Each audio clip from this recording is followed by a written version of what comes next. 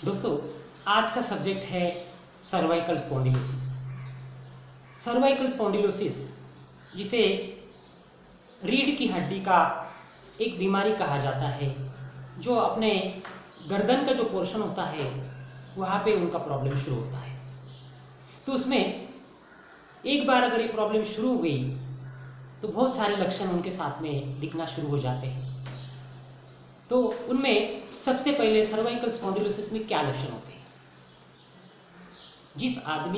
जिस व्यक्ति को ये सर्वाइकल स्पॉन्डिलोसिस हो जाती है, अभी हम देखते हैं कि सर्वाइकल स्पॉन्डिलोसिस क्यों हो जाती है।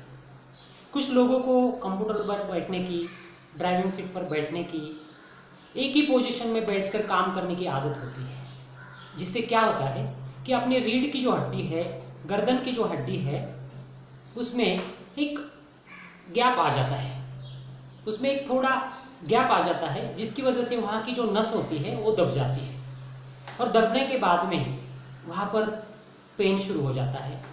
तो वहाँ की नीचे की जो नर्वस सिस्टम की जो नसें होती हैं उनमें प्रॉब्लम आना शुरू हो जाता है। हाथ में मुंगी आना, हाथ में झुंझुनाहट होना, हाथ ऊपर उठाने में दिक्कत होना,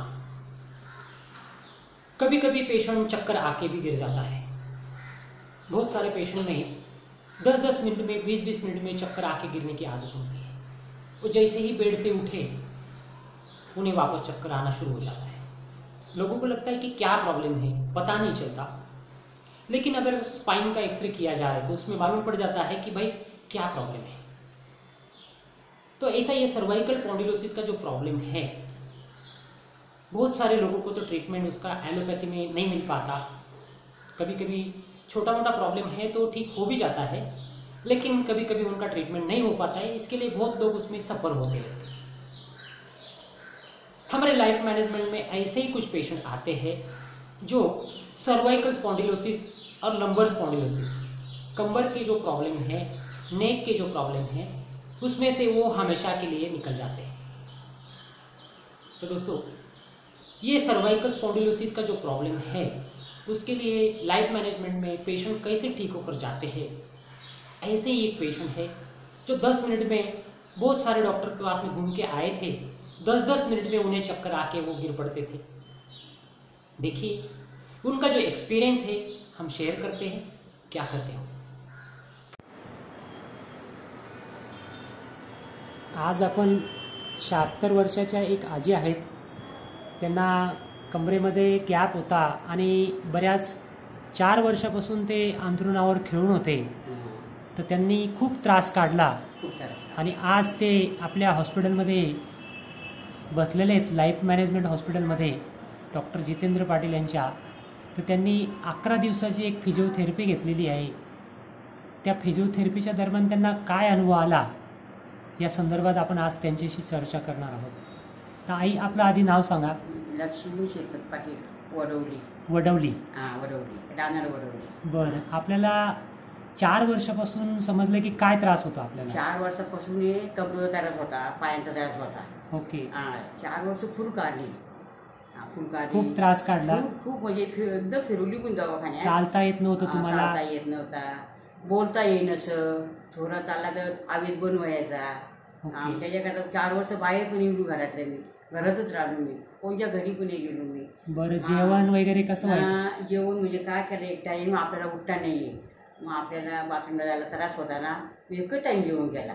आणि तुम्ही बाथरूमला जाताना असं घसरून जायचे? घसरून जायचं, डोक्यावर जायचं असं। मी 1 वर्ष फुल काढला तो, आता 3 वर्ष काढली ना, तो थोडा थोडा बसता येईल मला, 1 वर्ष बसता नाही आला। बरं, आता 1 वर्षापासून तुम्हाला खूप त्रास होता? खूप त्रास होता। तर तो जो त्रास होता, तुम्ही असह्य त्रास होता आणि त्या वेदना तुम्हाला बघवत नव्हत्या, बघताना सुद्धा वाईट वाटायचं। तर तुम्हाला मी असं एक विचारतो की तुम्ही थोडं जो त्रास होता तुम्हाला, तुम्ही करून दाखवा, थोडंसं जाऊन बघ, दाखवा बरं कशा प्रकारे तुम्हाला त्रास।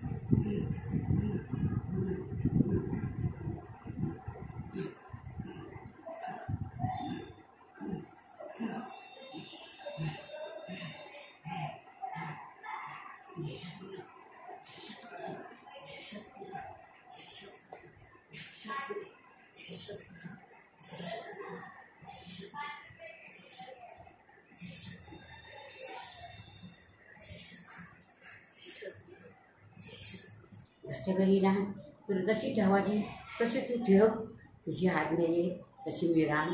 मला 5 मिनिटाची तू अगदी चांगला मरण दे मला. तुझी उपासना करता श्रवण करता मला होती आहो श्रवण करायची, पण मला आता ताकद नाही आहे, नाही ताकद नाही म्हणा. म्हणून मला देवा चांगलाच मरण दे. आता मी आता मुलाला पण सांगत नाही, पण आता मुलाने माझ्या मित्रांनी सांगून माझ्या मुलाला मला जिथं आता नेतात ना, डॉक्टर नवीन आले, समोर तुझी आज्ञा आहे, तुझ्याहून मोठं देवता लाच पाठी तुला उभी करायची असेल त्यांच्या हातामध्ये उभी कर. एक तुम्हाला चांगला मरण घरी दे, तिथं नको देऊ, माझ्या घरी मरण चांगला दे. तुम्ही खूप त्रास काढला आणि आता तुम्ही ट्रीटमेंट घ्यायसाठी इकडे आलात. आज तुम्ही लोकांना काय सांगू इच्छिता?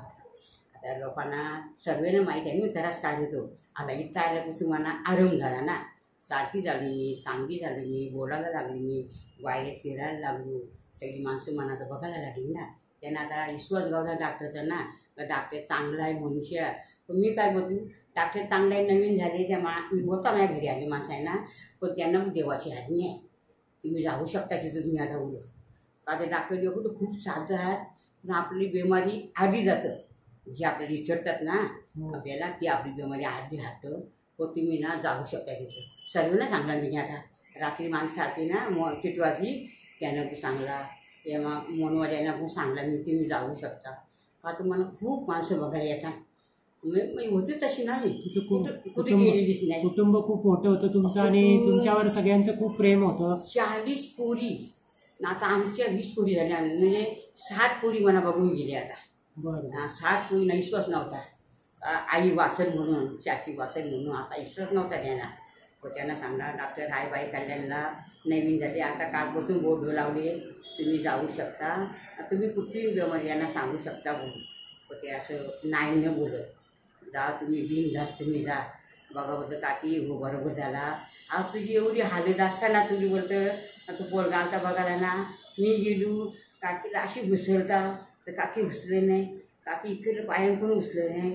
काकी बोल 4 दिवसात चालायला लागली, बोलते 4 दिवसात चालली नाही आपल्या 4 दिवसात चालायला. 4 दिवसात तुम्ही आता चालायला लागले तर मला चालून दाखवा जरा, कसे चालतात तुम्ही? आता मी चांगली चालते ना, आता मी तसं नाही ना, काय चांगली चालते ना, अशी नाही ना. Very good. या तिकडनं चालत नाही ना, चांगली चालतात आता. चांगली चालतात तुमच्या. छान. बघा असं कुठलं डॉक्टर साहेब खूप 4 दिवसामध्ये चांगला फरक पडलाय तुम्हाला. फरक पडला मला. आणि 4 वर्षाचा 4 वर्षातला जो त्रास आहे 4 दिवसात तुमचा त्रास कमी झाला. याला सगळ्यात मोठं श्रेय तुमची भक्ती आहे, समर्थांवर तुमची जी कृपा आहे त्या भक्तीने तुम्ही तारलं तुम्हाला आणि तुम्ही तुमच्या शक्तीनेच त्याच्यातून बाहेर आलात. तुमच्या भावी आयुष्यासाठी आम्ही हार्दिक शुभेच्छा देतो आणि पुढे तुम्ही असे 100 वर्ष निरोगी जगो अशी आम्ही भगवंताला प्रार्थना करतो. आणि आपला हा आजचा इंटरव्ह्यू आपण इथं संपवूया. धन्यवाद. देखा दोस्तों, लाइफ मैनेजमेंट में सर्वाइकल स्पॉन्डिलोसिस का ट्रीटमेंट कितनी आसानी से हो जाता है और कितनी जल्दी पेशेंट को इफेक्ट हो जाता है. आपको भी नेक के संबंध में, कोई हाथ में, अपने रीढ़ की हड्डी में, कमर की रीढ़ की हड्डी में कोई भी प्रॉब्लम है तो उसके लिए लाइफ मैनेजमेंट का कोर्स कर आप उसमें से मुक्ति पा सकते हैं. अगर आपको इसके बारे में कुछ भी शंका है, प्रश्न है, तो हमारे लाइफ मैनेजमेंट को आप निसंकोच विजिट कर सकते हैं. Thank you very much.